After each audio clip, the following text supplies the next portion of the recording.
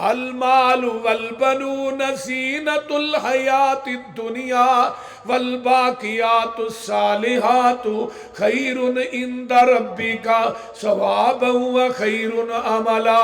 और इंसान माल भी फना हो जाएगा, जायदाद भी फना हो जाएगी, औलाद भी दुनिया ते फना हो जाएगी, बाकी है बाकी रहेगी तेरे नेक अमाल बाकी रहेंगे।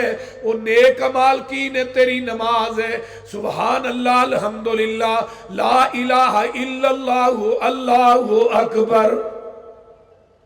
कोई इंसान दुनिया तो जाता है, जान तो बाद की औलाद कर दी, बाबेरा के कपड़े ला लो, ये भी आते ने, वो बोलते नहीं होना, वो इस टाइम बोलो की होया, इधरों रूह निकली इंसान की डेड बॉडी बन गई, ये हुण मैयत हो गई, सांस निकली है, सांस तक तेरे सारे रिश्ते दे ने।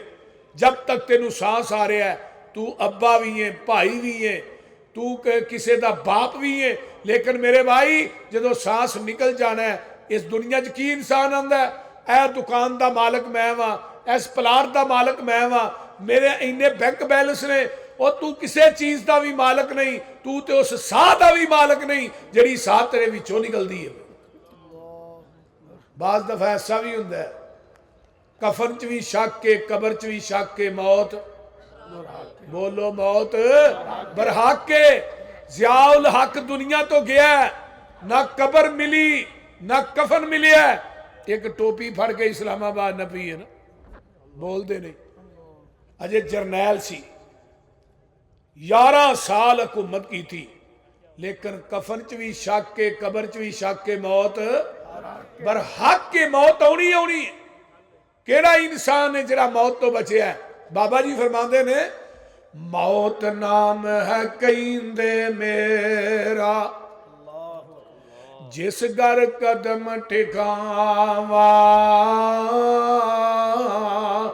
दुखां दर्दां दी बारिश पावा, ते खुशियां खाक मिलावा।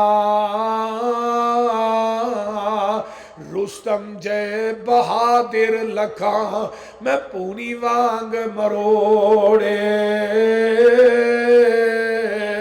मैं लुकमा कर लुकमान जिया थी, हिकमत मान तरोड़े। मूसा जय पैगंबर मैं तो एक पल मोहलत ना पाई, आसा छोड़ बे आसा टुरया, ते चीज न कोई उठाई।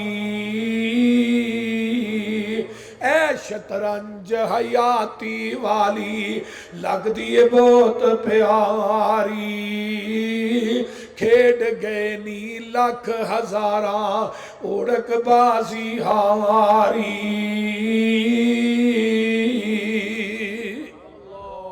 कोई इंसान तेरी मेरी औकात की पता नहीं, मरण तो बाद ये 2 गज कपड़ा भी लभना है कि नहीं। और दुनिया का जिन्ना भी मालदार होए, कभी किसी ने कहा भी कफन नूं जेब ला के पैसे विच पा दो, वो बोलो तो सही। बंदे आ तू अपनी औकात नूं पहचान ले, कबर वाली उस काली रात नूं पहचान ले। बंदे आ तू अपनी जिन्ना नल टुरदा से तू हिक तन के, अज कबरां नूं ले चले तेनू जांजी बन के। उठ जरा लाड़िया बरात नू पहचान ले, बंदे आ तू अपनी औकात नू पहचान ले।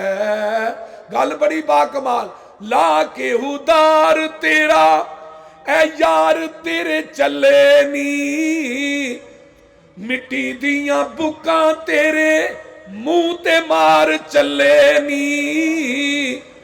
तेरी ए औकात नू पहचान ले।